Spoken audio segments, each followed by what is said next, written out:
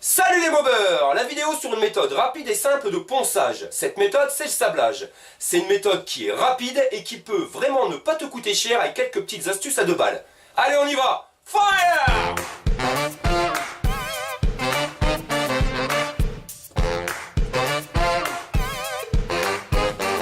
Alors qu'est-ce que c'est que le sablage? Eh bien le sablage c'est exactement le même principe que le ponçage, c'est-à-dire que le ponçage, on est venu sur une feuille ici venir coller des grains qui seront plus ou moins gros.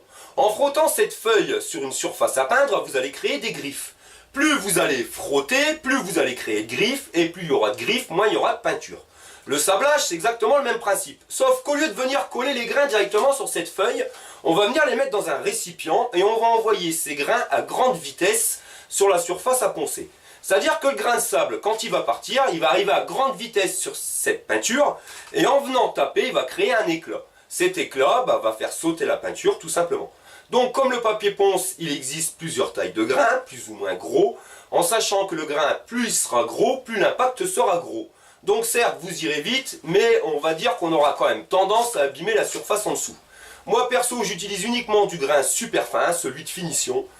Certes, c'est beaucoup plus long, mais ça me permet quand même d'avoir un résultat homogène et d'abîmer beaucoup moins en dessous. Parce que franchement, le sablage, c'est bien, mais ça dégomme.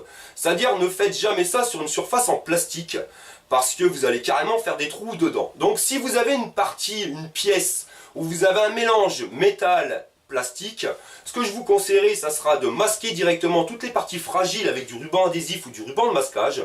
Vous venez protéger ces parties fragiles en plastique, ne laissant apparaître que les parties métalliques prêtes à être sablées. Comme ça, vous sablez directement et vous n'abîmez pas les parties en plastique.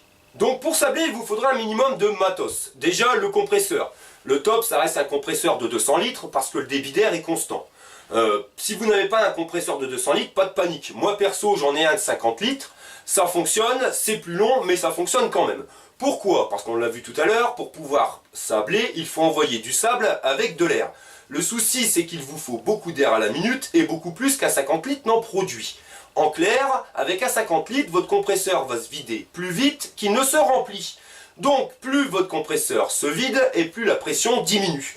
Donc, quand vous sablez avec une pression moindre, votre sablage est moins efficace.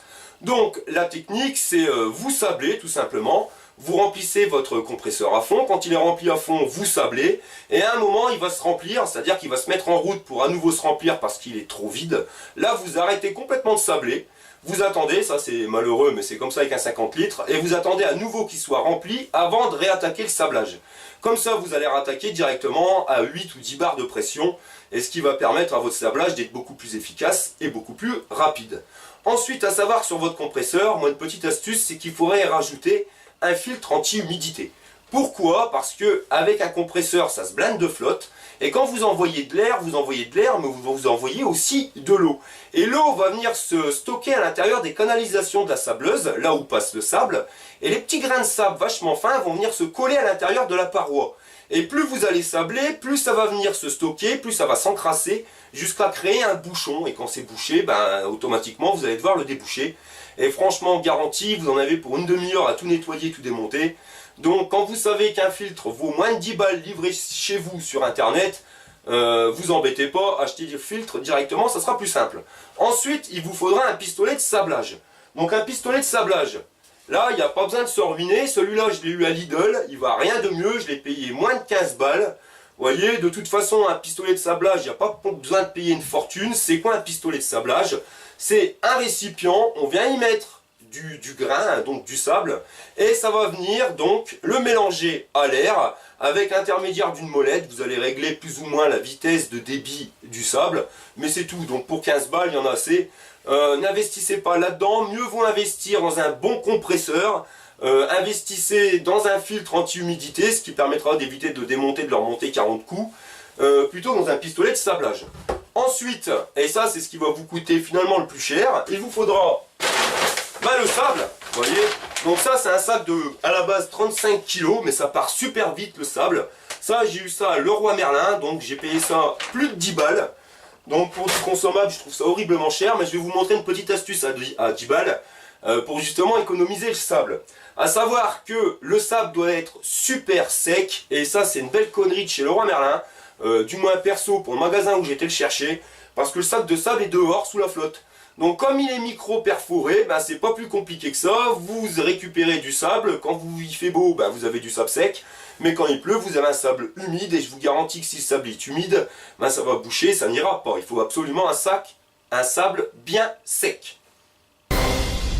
Alors la petite astuce à 2 balles, préparez-vous une zone de travail, c'est-à-dire vous prenez un carton, vous allez le fermer hermétiquement à l'intérieur, donc le carton vous le mettez bien sûr plus grand que la pièce à décaper, à savoir que si vous mettez un cadre, automatiquement vous allez mettre un carton beaucoup plus grand. Pourquoi? Parce que quand vous allez sabler, vous allez voir, vous allez en mettre partout, vous allez avoir des projections qui vont être de partout. Là avec le carton, en refermant, vous voyez, vous allez toujours avoir des projections, certes, mais elles vont être quand même limitées, tout va rester à l'intérieur, et ça vous permettra de récupérer le sable par la suite, parce que oui, le sable, je le recycle, il y a une petite technique, et vous allez pouvoir le réutiliser plusieurs fois sans souci. Donc, vous allez prendre votre pièce, vous allez la positionner à l'intérieur, à savoir que la pièce, moi je vous conseille déjà de la nettoyer, bien, au moins un minimum à l'eau, d'enlever toute la saleté, la crasse qui sera dessus, et mettre un bon petit coup de nettoyant frein, histoire d'enlever la graisse. Pourquoi? Parce que le pire ennemi du sablage, ça reste la graisse. Si vous mettez de la graisse, vous allez voir la graisse va absorber le choc, le sable va coller dessus, les autres sables vont coller sur le sable, finalement vous n'allez rien faire du tout, à part galérer et perdre votre temps, et surtout que le sable après va repartir plein de graisse et il est foutu, parce qu'un sable qui n'est pas fluide va automatiquement boucher dans votre sableuse. Donc on va y mettre la pièce, on va protéger ce qui doit être protégé, c'est-à-dire que là à l'heure actuelle, vous voyez, vous avez un pot de vis, et bien ça on va le protéger directement, parce que même si je ne vais pas projeter des grains de sable dessus, et ben il risque de s'abîmer. Donc vous voyez, vous prenez pas la tête, scotch papier. Et voilà, comme ça, cette partie-là, bien sûr, je ne vais pas la traiter, il n'y aura pas besoin d'être décapé. Mais on sera sûr que le pas de vis ne sera pas foireux. Donc je vais venir le mettre à l'intérieur. Ensuite, je vais prendre mon pistolet de sablage, qui est ici. Vous voyez, j'ouvre le couvercle dans le récipient où vous mettez votre sable. Et ensuite, vous allez le remplir donc de sable. Et comme je vous l'ai dit tout à l'heure, il faut absolument, regardez, vérifier que le sable soit bien fluide. Parce que si jamais il fait des grumeaux, si jamais il est humide ou quoi que ce soit, n'hésitez pas à passer un coup de décapeur thermique, vous le mettez dans un seau, vous passez un coup de décapeur thermique. Il faut absolument chasser l'humidité du sable, sinon ça va boucher et c'est galère. Donc vous remplissez votre pistolet, quand il sera rempli, vous allez refermer le capuchon. Et comme j'ai un 50 litres, je viendrai donc pulvériser par à-coups, vous voyez. Je viendrai mettre des à-coups et je viendrai pulvériser directement la pièce à décaper. Bon, on va se retrouver directement dehors, je vais faire filmer, je vais changer de caméra pour éviter de la bousiller avec les projections. Et vous pourrez voir ainsi comment ça fonctionne. Et un petit truc, n'oubliez pas les lunettes et les gants parce que franchement ça décoiffe.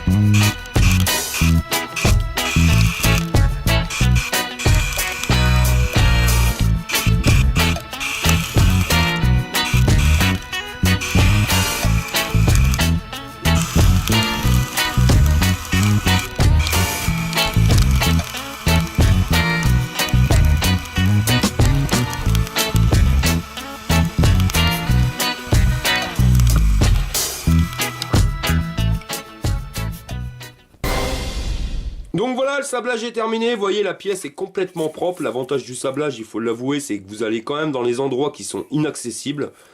Donc c'est nettement propre. Ensuite, ce qui vous reste dans le carton, bah, c'est pas compliqué. Vous allez le tamiser et le remettre directement dans un seau. Donc moi je tamise ça avec une petite passoire à thé directement. Et vous récupérez donc les grains de sable qui passent à travers. Et ce qui va rester dedans, bah, c'est les morceaux de carton ou la peinture, les gros morceaux. Donc ça, vous le dégagez, comme ça vous pouvez recycler votre sable. Voilà les mobbers. Allez, je vous dis à la prochaine pour un prochain tuto. Et n'oubliez pas, Facebook le mobber. Allez, fire! Tu es passionné de deux roues? Tu veux participer à un rassemblement ou tout simplement partager un bon plan? Rejoins-nous sur Facebook, le mobber.